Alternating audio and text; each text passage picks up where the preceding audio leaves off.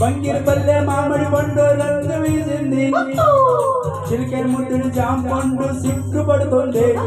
బంగిరి పల్లె మామిడి పండు రంగు వేసింది, చిలికే ముట్టుడు జామ పండు సిగ్గుపడుతుంది.